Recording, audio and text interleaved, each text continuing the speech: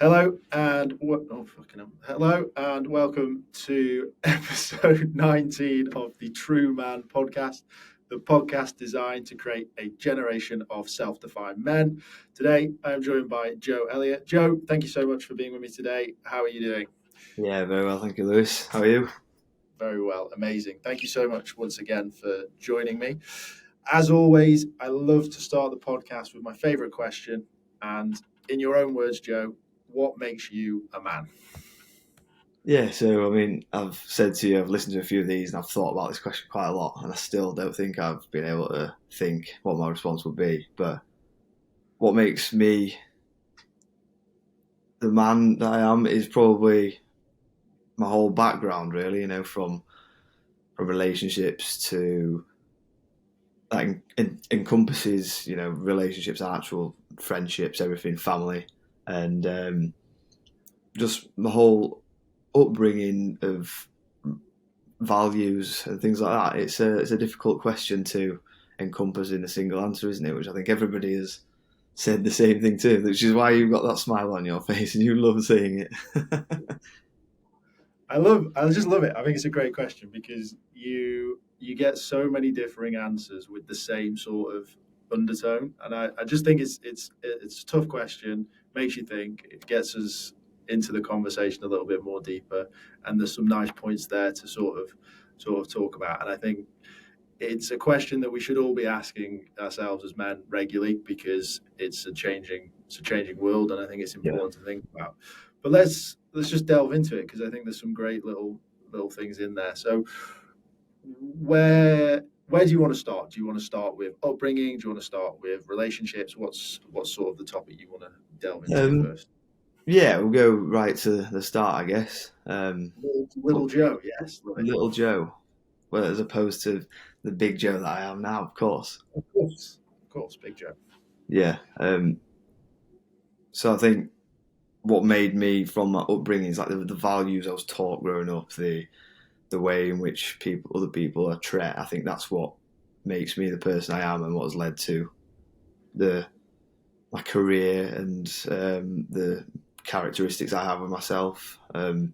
So I was lucky to be raised in a family that was very comfortable, and I was I had a great upbringing, very fortunate, and that has enabled me to do so many things that I've been able to build on a solid foundation. Whereas obviously I understand, having met people from across the whole range of demographics, that it's not always the case, and especially going to university, after university, the different experiences, I've always known I've had that foundation, and that is probably has made me myself.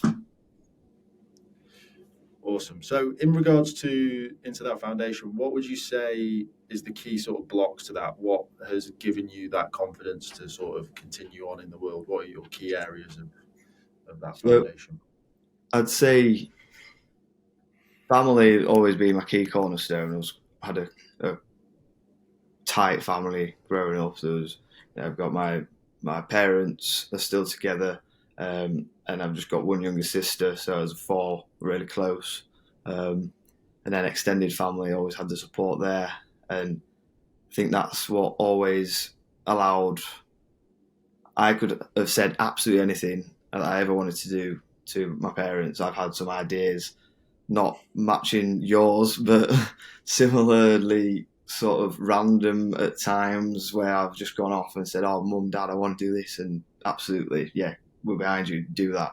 And then the next day, actually, don't think that is what I want to do. Oh well, yeah, no problem. We'll support you in doing that as well. And I think that's allowed me to make mistakes and allowed me to learn. And I think that is key to anybody being allowed to develop properly. Yeah, I think failure is one of the greatest things that anyone can do. I am an expert at failing. It is my it's got to go on the CV at some point, most definitely.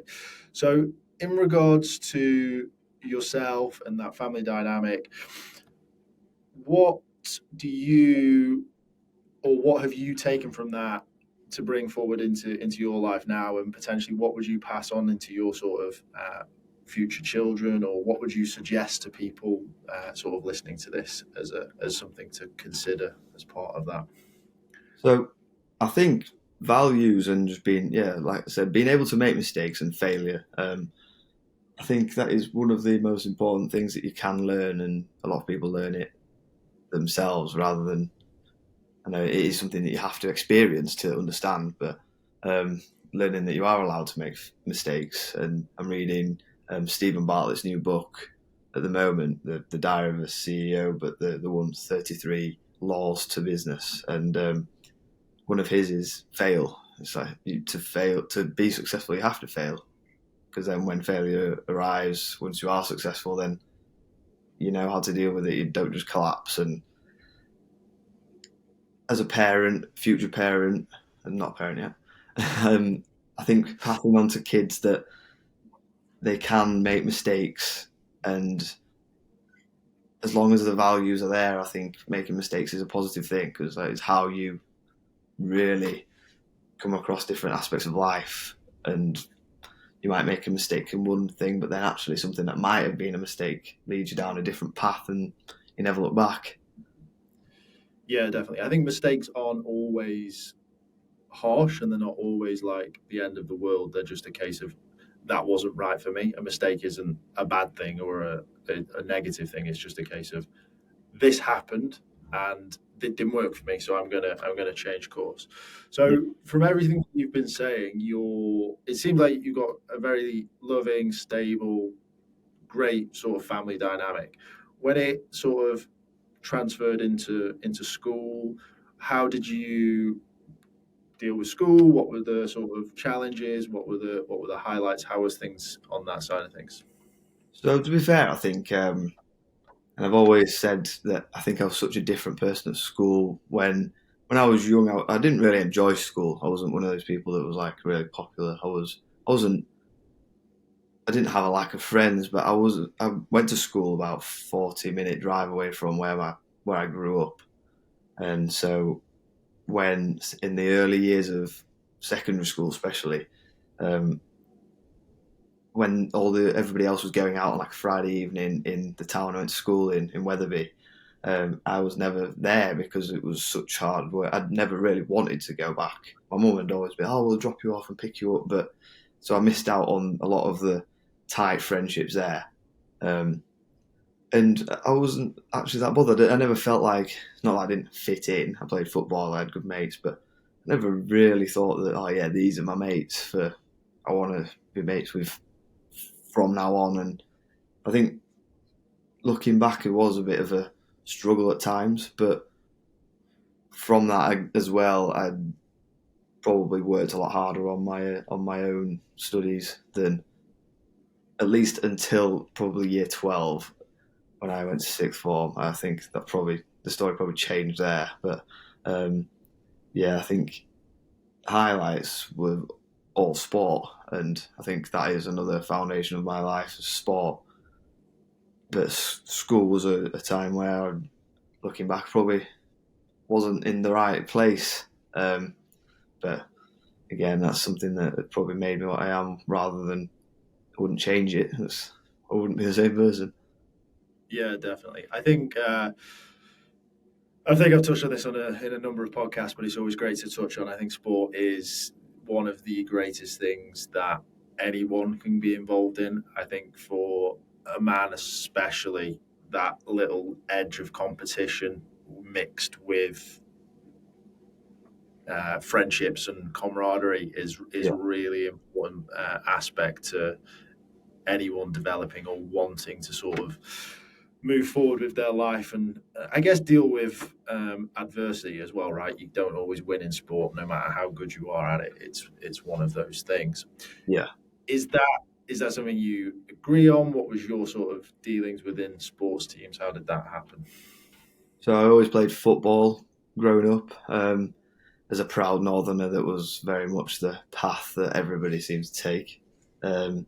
Played football for my local team, Wheaton Moor, from 10 years old, I think, to about 16, and then playing for an under-16s team against an under-18s team.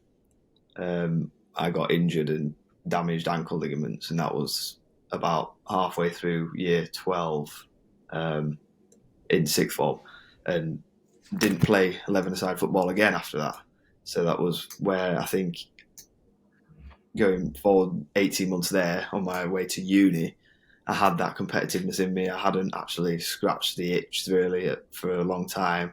And I remember before I went to university, my cousin James, who'd been to Newcastle, he said, if I have one piece of advice for you, it's join a sports team. He said, you're guaranteed mates, and from the off, you've got something to do.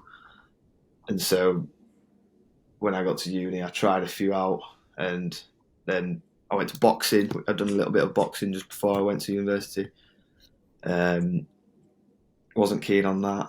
And then I knew I was always going to find a sport to settle down on. Wasn't going to do lacrosse. Literally got a list of what they did at NTU and got to the bottom, near enough the bottom, and saw rowing, and I thought, I don't mind the rowing machine, so I'm going to go and do that. Nice. Yeah, don't tell me it was at the bottom. That makes me feel bad. No, I'm only joking. I literally crossed each one. Yeah, I just didn't have a reason not to go to rowing, and then the little Joe that was probably, I'd like to think, a very different person to what I am now, rocked up to this taster session and saw a bunch of people, including Lewis Hackney. I was like, oh, here we go. This is me now. Yeah, I completely agree with your mate. You may or may not know, rowing was my second year decision. In first year, I didn't play any sport. Yeah, and I was very close to leaving uni after maybe 3 or 4 months because I really struggled with making friends. Who thought it would be difficult to make friends with people doing maths? So that was probably the first decision that I had made that was wrong. So yeah, I really struggled to make any connections in my sort of first year of university, and it was quite a tough time. And I've actually recently been doing research into it and seeing the negative effects, and it actually is one of the leading causes of attempts of suicide in the UK is actually men going to university and struggling to make friends and seeing that as a way out of what they were sort of going through. So I completely agree with you and your friend that joining a sports team or any society of any interest is extremely important when going to university, because you've moved away from home. It's a new city, it's a new group of people, everyone's in the same boat. Go and meet new people and go and try something different as well, right? Rowing's a bit of a niche sport for us Northerners, right?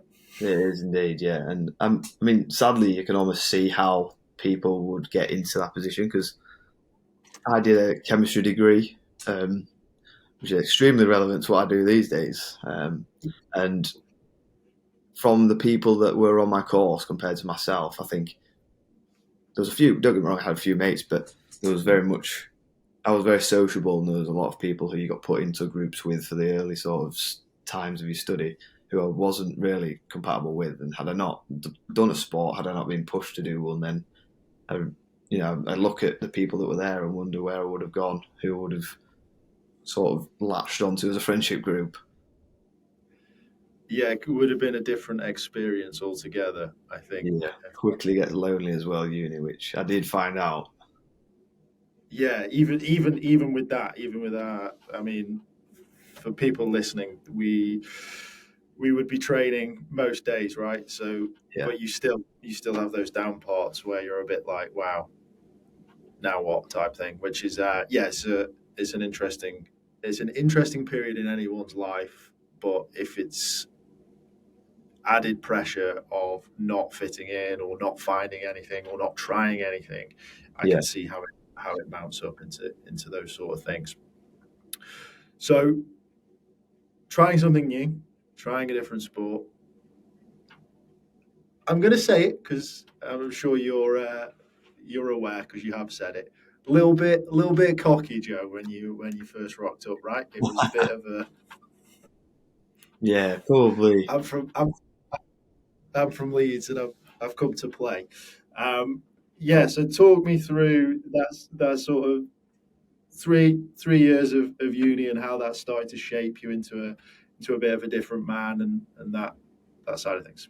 Yeah. So one of the key things that did shape me, I think, rowing is one of the things that changed my life like very few other things have. And like you say, I was a very different person then. I think obviously I was 18. I was probably quite a raw 18-year-old. I'd always lived at home and gone to the same school my entire education. And then, yeah, went to university. And within 3 months, I had my granddad suddenly passing away, and I was really close to him. So this is November in my first year, and that's another key thing that changed me really, because I woke up one Wednesday morning to 19 missed calls or something.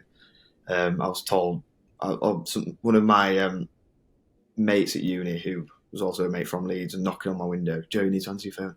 So I answered, and my mum told me my granddad had passed away, and I was really close. We used to speak most days, and that me not dealing with that properly led to the room that I found out in being like a bit of a prison, and that was where, it really, I wanted to spend as little time in that room as physically possible towards the end of my first year.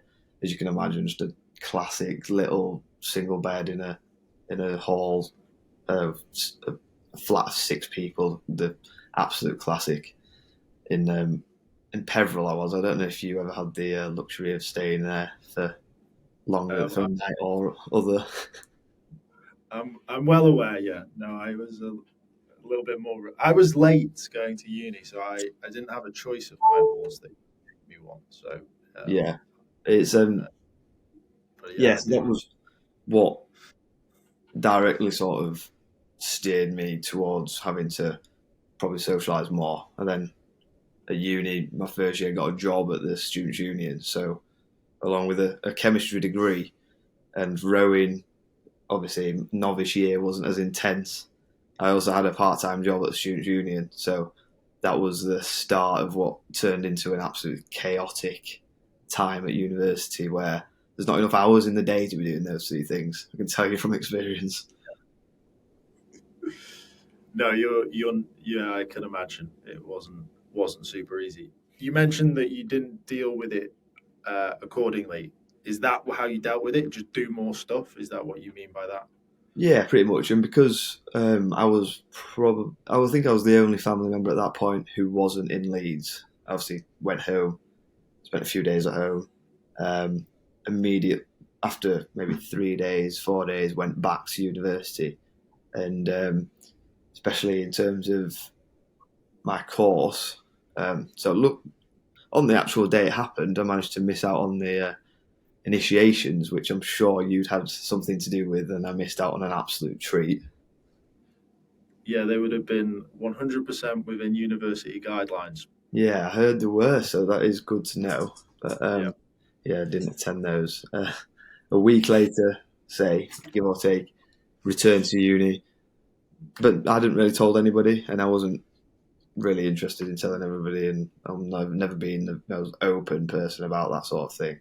Classic sort of man not talking about what probably should have done. Again, went to the funeral, but once I was back in Nottingham, I could switch off from that essentially. Um, then, so this is November that happened, and then in December, obviously home for Christmas. Returning to home for a period of time, really sort of, that's where it drove home. Obviously, Christmas Day, having family, that's where it started to click in my head. Yeah, this is actually something you've ignored. But again, back to university, come January, back to studying, and it was just becoming a bit of a cycle of, I think I knew I didn't give myself a chance to grieve, which then just, along with exhausting myself from doing so much, was pushing me down into just not a depression as such, but where I knew that I had things to deal with and I just wasn't dealing with them well. It had to end somewhere, or it had to sort of be dealt with. So you're obviously talking about the impact that had on you and how this, I imagine, with him being such a key role model for yourself, that it was escalated and was a little bit further along. So do you want to just sort of explain how more difficult it was with the fact that your granddad was a bigger role model for yourself? Yeah, so it was always the person that I went to for any certain problems, and when those problems arose, then he wasn't there anymore. And turning to other people isn't always as easy when you can't take what you would have gone to with one person to someone else. That would have subconsciously, I think, even something that's positive. Oh, I'm looking forward to telling my granddad, and then the next time that happens, you relate something straight back to him. Watching Formula One, for example, used to watch that all the time, and I'd always speak to my granddad about it. There'd be something interesting happen, and as much as I can speak to my mum or whoever else is interested about it, he was always at the back of my mind. Oh, I'd love that. Oh, I'd love talking about that. I'd have had something to say, and really difficult when you can't just change the person who helps you with those things. It doesn't work like that at all, does it? No, sort of both sides as well, like you said. So, what in your mind was the turning point? How did you start to move out of this and start to move towards a more stable, I guess? Yeah. So I've completed first year of uni.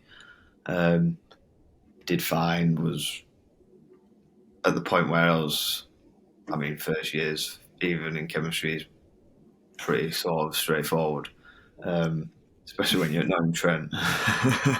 And went home and ended up saying to my mum that I wanted like therapy to deal with the bereavement. It was something that is, at the time, I think, podcasts like this obviously great at trying to dispel the myth, but it was quite a stigmatized thing of therapy if you're depressed but bereavement therapy was something I'd read about a little bit, and it really helped me talk through and funnily enough, as I say that, I've realised in the past that I can't remember a single thing about any of the therapy sessions. It's almost like your brain has repressed them, but it's taken on an issue, and that issue hopefully has been solved, and then I'd like to think that then you've moved on, and I can't remember anything about the therapist other than it was in Horsforth in Leeds, which is very peculiar because I usually have a great memory for things like that. Yeah. Well, like you say, it's always like it's done its job, or you were hypnotized, one of the two. One of the two. But either way, it's that was during the summer after my first year, and drew a line under it in terms of how much I was struggling. I think it was something that needed doing, and I'm glad that I did that at that point before it became something further. Really. Can I ask you a question on that as well, which was, how did you make that decision? How did you go, when I go home at summer, I'm going to ask my mum if I can have counselling on this? How did you come to that decision? Well, I was on holiday with my parents that summer.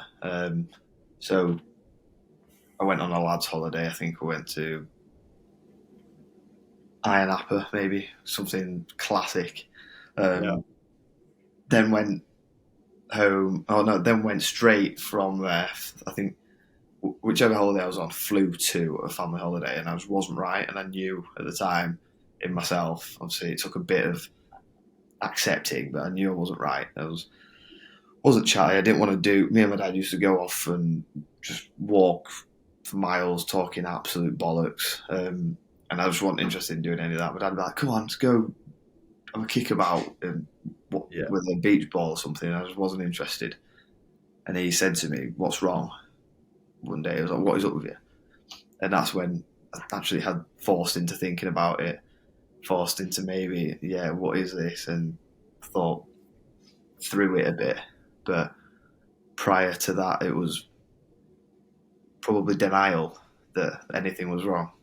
And I think that's probably not a rare thing to experience. No, I don't think it is at all. I think you almost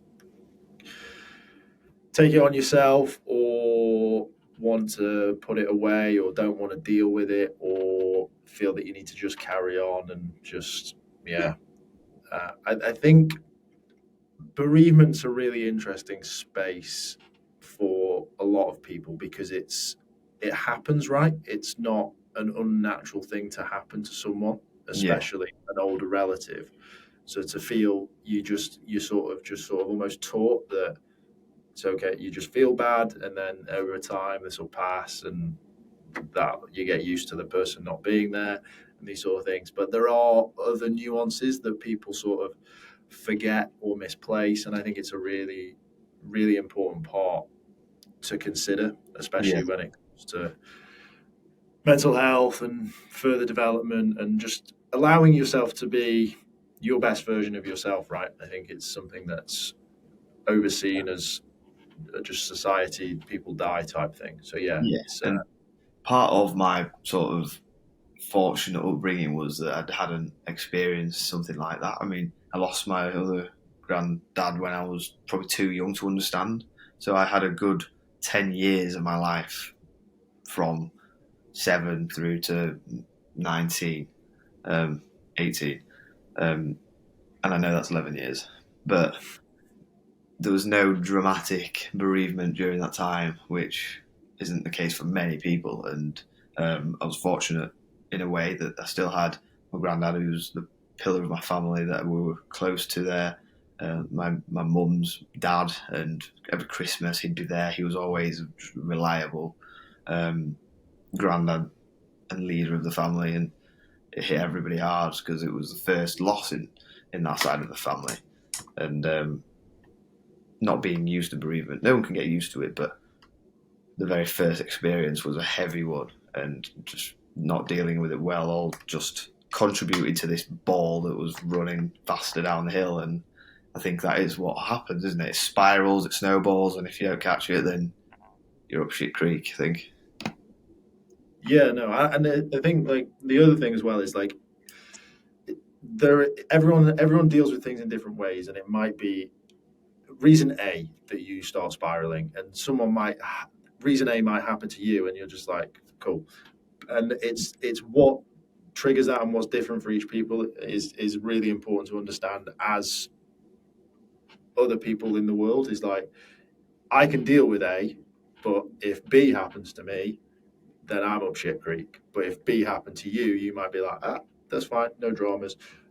But A to you was the trigger, and I think that's also something to really consider as individuals that sort of deal with people, and you just don't know what triggers people, and it's important that you treat people in a way that is accepting and that you allow them to go through their shit and their problems no matter what caused them. It's an irrelevance to you essentially.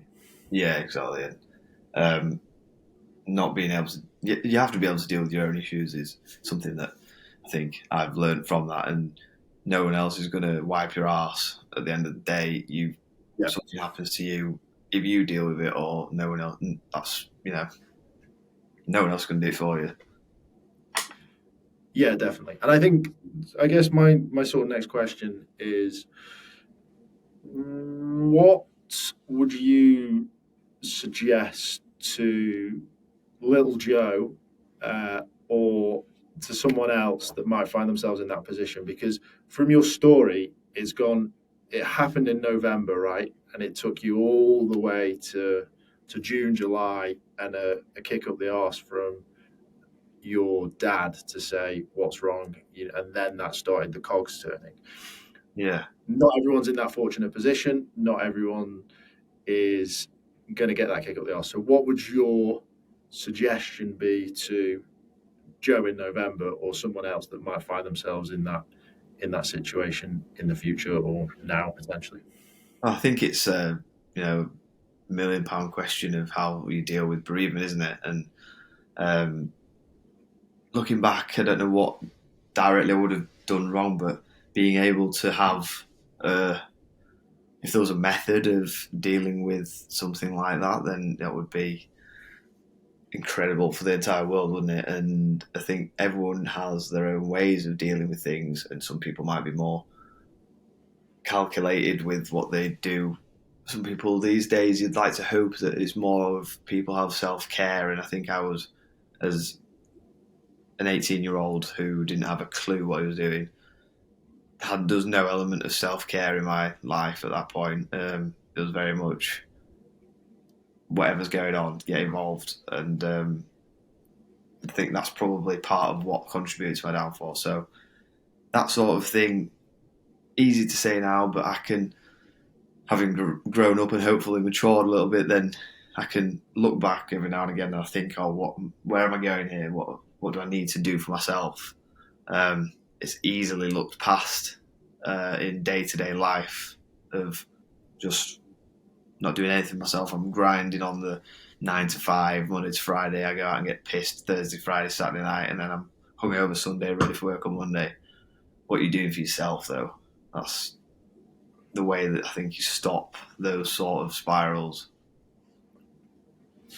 Yeah, I think it's the hardest question to ask, and it's the most important one. What am I doing for me? I think you've hit the nail on the head there, most definitely.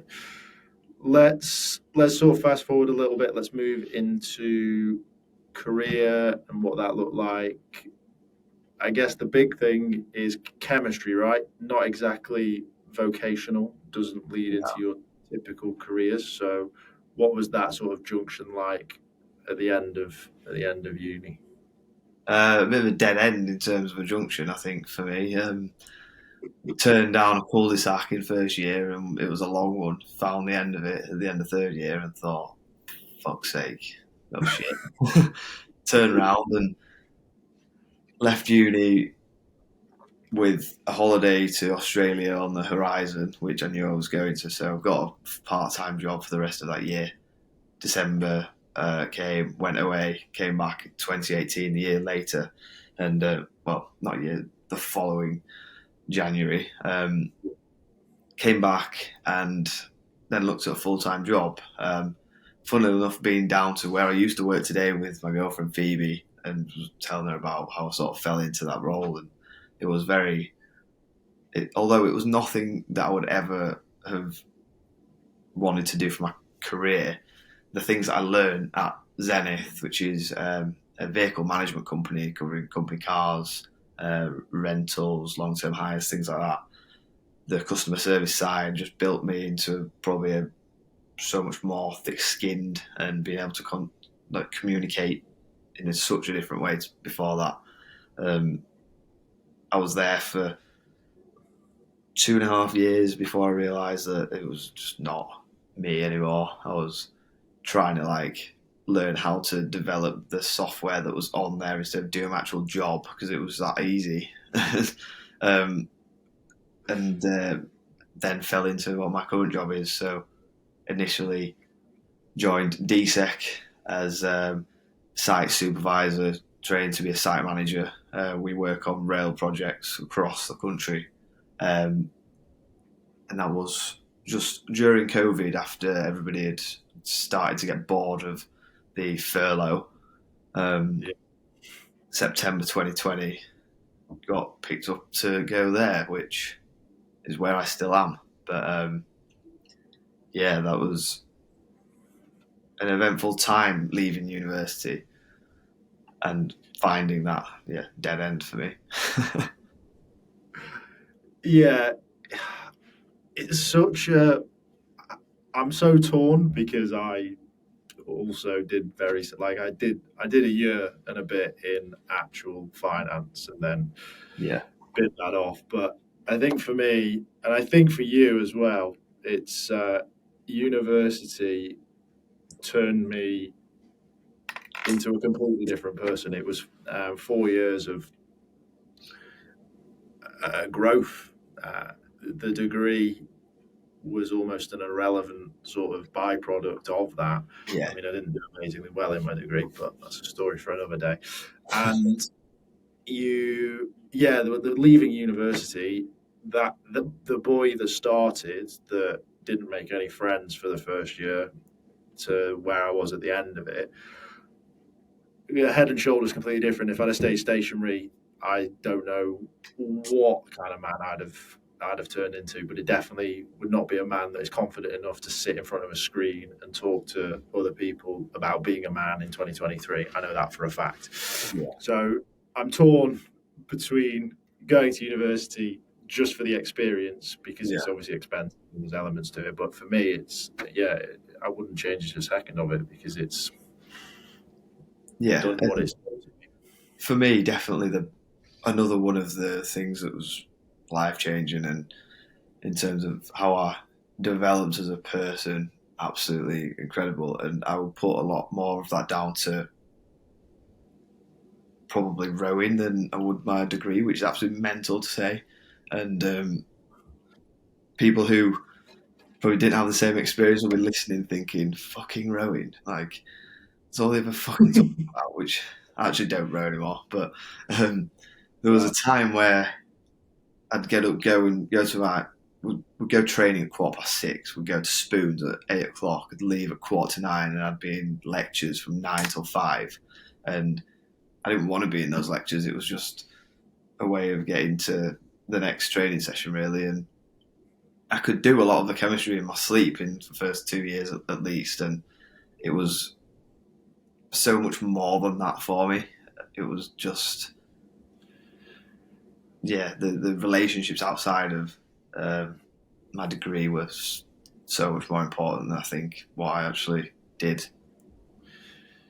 Yeah, I think university is multi-pronged, and I think you need to, if you're going, you've got to experience it. Like I'm currently in Madrid. I'm doing this 12-week program, and my learnings from university that I didn't do to the full extent, which is you're here, make the most of it. I have categorically done that here in these 12 weeks. I've literally thrown myself into anything and everything that they offer. I'm just like, yeah, I'll do that. Yeah, I'll try that. Yes, I'm going to throw myself out of my comfort zone, which I've had to learn the long way around. Well, you just learn it by doing, right? So yeah, I think it's an important aspect, is just do everything and anything that's available to you when you go, because you'll regret not doing things. And I regret not doing certain things in my first year. Yeah. But I'm also glad that I didn't, because I found rowing. Yeah, I also think. Yeah, it's whether we regret that sport decision or not. I think rowing brings a certain type of person together as well. You know, you saying you throw yourself heads into everything. You absolutely. That's always something I did, and I think if you look at the people who did row, there was almost a type of. If you look at degrees across the whole rowing community, you can probably put at least half of rowers into the STEM category of degree, which is mental considering that the number of doctors that row is something I'll never be able to get my head around. But I always think there's something in that. It pulls people into pulls people in. It's almost an escape. And I think definitely for me, rowing was an escape. I could go and sit on a rowing machine for 45 minutes in a session or whatever we were doing, and for that 45 minutes won't have to think about fucking organic chemistry and whatever the hell we're being taught by some raging alcoholic professor that day. I get what you mean. It was almost so hard, it was just mind numbing, which is true. And I guess, sort of moving on from the boring talk of rowing, I want to talk about like career, like, because for you, right? Let's be honest. This is the start of your career. This is very early. It might change again, and it might tweak again, and you might go and do something else. You're obviously enjoying what you're doing right now. Yeah. What was the pressure like at that stage? Because you said you fell into it, and I feel like that's usually what sort of happens. Is you'll do a degree, and you're like, I'll go and look at some jobs in that sector after 6 months or whatever. Was there any like realization or decision where you went, yeah, this is fine. I like doing what I'm doing. I don't really want to go and look over there. And I guess there's almost like that societal side to it as well, where it's like, well, why did you do that degree and not do anything with it? Yeah. What was your sort of story on that side? So I think having now we're in sort of February 2018, where I'd not applied to any grad schemes. I wasn't interested in that. I didn't want to commit to something that I didn't want to do. Having probably committed to chemistry, which I was okay with doing, but I was probably close to my wit's end at the end of my degree. I didn't want to continue something science-based, really. And so leaving university, I didn't want to make... I wouldn't say chemistry was a mistake, but I knew I didn't want to make a mistake that had almost tempted me into. So that never was really an option. So then I looked locally at what was interesting, and strangely just sort of came across this advert which was for a new team. And so there was formal training, there was various trips that you go on in like a 6-week training period initially. And I thought, yeah, that looks, you can at least build a skill from whatever this is. The formal training was quite good but quite easy, and I found the job comfortable enough and a good environment. It was a great place to work, if the job wasn't, world changing, that I thought, yeah, this is fine. And whilst I think obviously there's almost every person, so what did you do? Chemistry. Why are you here? So, well, the things I probably did learn from my degree, the few things I did learn are probably all transferable skills. Speaking in front of people and communicating and the various things that come with that. It's probably went straight in to give me a head start in any of those customer-facing industries, which was how I sort of fell into that, I think. Yeah, no, you're right. We're not here to pitch university, I guess, but yeah, there's many transferable skills that sort of get you going where you want to go. Yeah. What's your, I guess, people that are leaving uni panicking a little bit that they're potentially not going to go into the section or the sector that they've been studying in and don't know what to do, a bit panicky. What would you, again, going back to Joe at that stage, what sort of like advice or thought process would you suggest someone to go through at that sort of stage? I mean, if I could tell myself in 2017 to do anything, it would be make your ticket to Australia one way, because I think that's almost something that I felt even mental to say now. I'm 27 and I was 21 at the time, but I thought I had to start my career at that point, and I think everybody does. The people who've done a gap year prior to uni and gone travelling, I thought, they nailed that. And now I'm 27 and considering moving to Australia in the next couple of years, which is, if back then I'd have thought, no, you'll be near 30, you'll be way down the line, you'll be way past it. Yeah. And everyone has a different track, and I think the world is so small these days that you don't need to put yourself into one city or one country. And I mean, you're now living in the third country that I can name off the top of my head that you've lived in. So, prime example, it's a small world. Get out there. Yeah, it is. And I am over 30, so it's fine. Yeah. And there's plenty of people that are also over 30, so I wouldn't worry about that. It's a really interesting thought process, that 21-year-old self of like, you have to start your career now because that's it. You've done your uni. You got to get into it.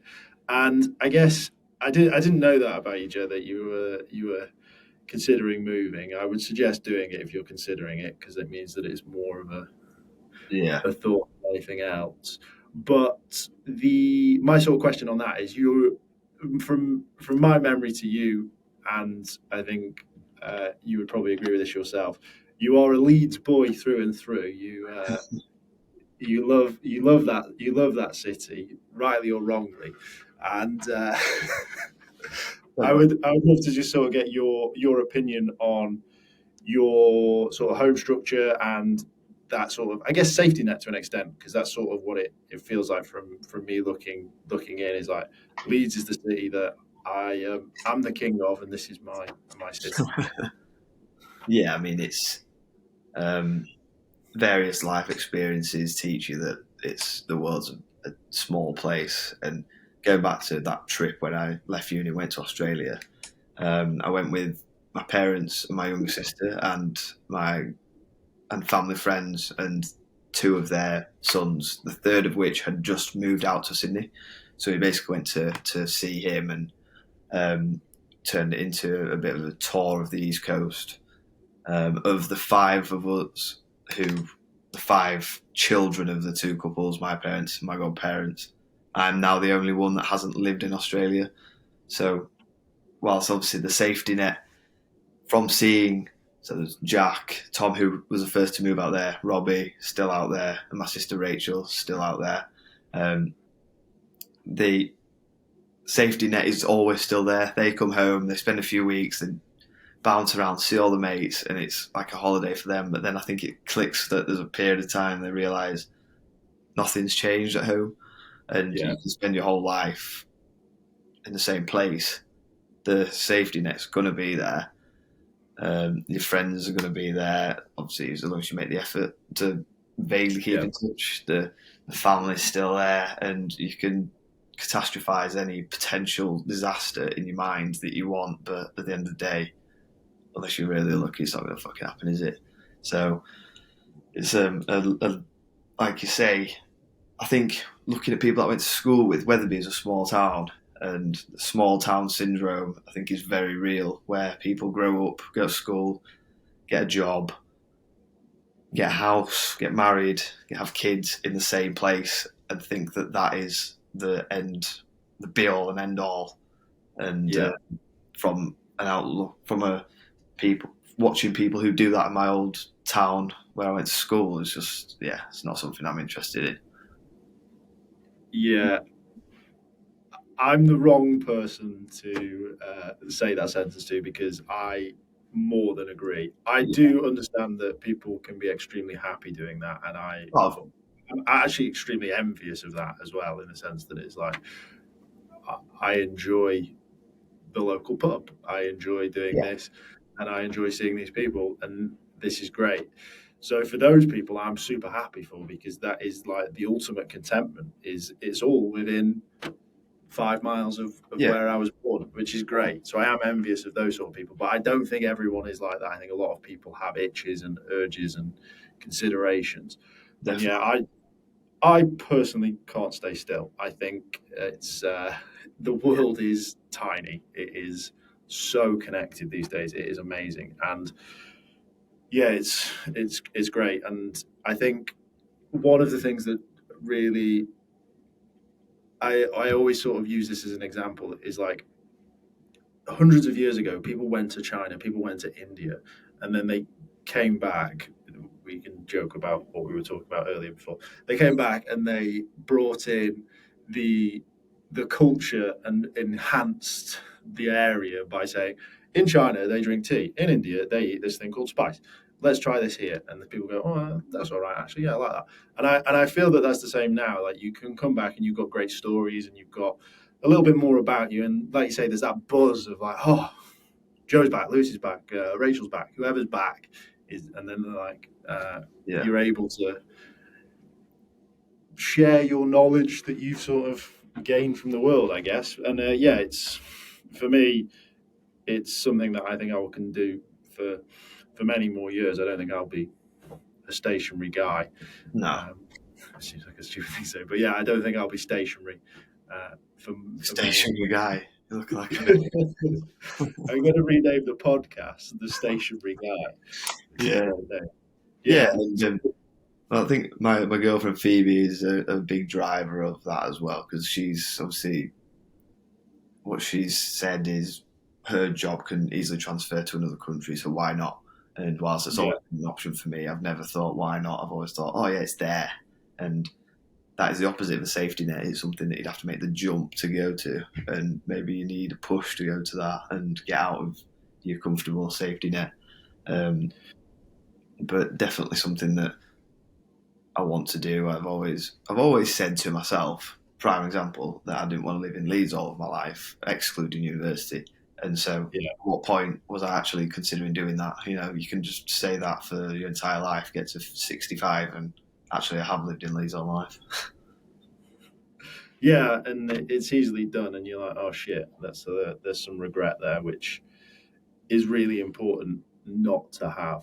But Yeah. I also think that environment, it has to be the right environment. You can't just move because you think it's shit. You need to have a reason to move, have something that you're moving into, Yeah. and have a bit of an understanding of what you're moving into.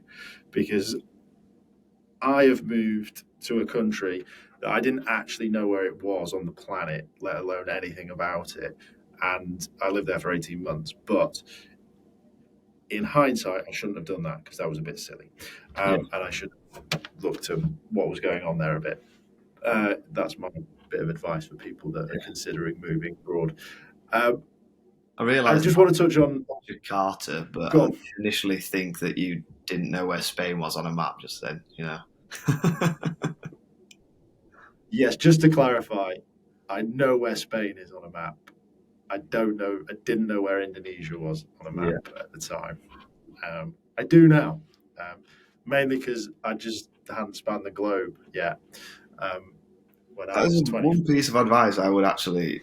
This is a random piece of advice, but if you ever see a globe on somebody's, like, I don't know, table in the lounge or whatever, just go and Yeah. look at it. I find it absolutely fascinating. You just, no matter how much you've done the Sporkle quizzes on name the country or the city or the flag, then you spin that, you'll find somewhere you think, what on earth, I've never seen that before, or I've never heard of that. And yeah, fascinating. But there we go, a little side piece for you.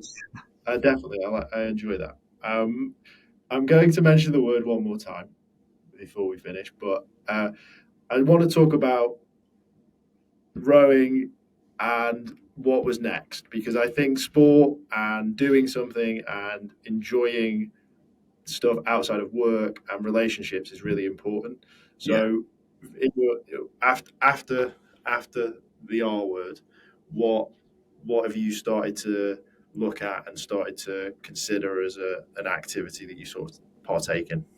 Yeah, so interesting question, really. The one that I've spent probably 18 months now sort of battling, really, because I was training towards Henley 2022 and contracted Campylobacter from Wagamama's, which is basically just chronic food poisoning.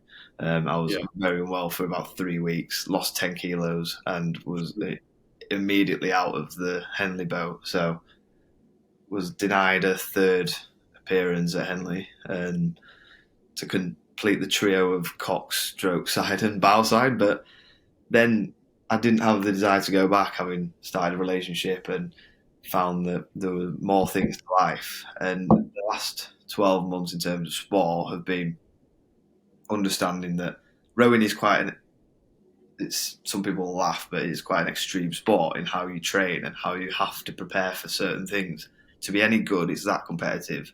You have to compete. Yeah. You have to train 10 times a week minimum.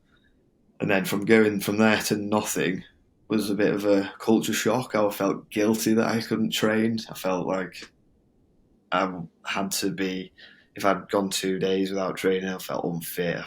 And then to realise that in normal life, that is not what people do. People don't get up at 5 a.m. on a Saturday and Sunday and go and sit in a boat for 4 hours. It's that's only recently come to me channeling it into something different. Yeah, it's not a normal sport by any stretch of the imagination. I retook up golf 2 years ago, and I have jokingly said to people that if I'd have played golf to the level that I'd rowed at for 3 years, I probably would be a professional golfer right now. Oh yeah, I think that's, if you talk about the 10,000 hours principle that is so often thrown around, I'm pretty Yeah, sure anyone who's ever taken rowing seriously has easily conjured up 10,000 hours, and we were definitely not professional. But no, if we'd have put that into, I mean, similarly, I'm playing a bit of golf now, and only just, I think, caught the bug properly. But am forced again to not play a more physical sport because I've torn my meniscus in my knee. So whilst I'm waiting for scans and various things on that front, the only realistic thing to get out and about other than walking my dog is playing golf.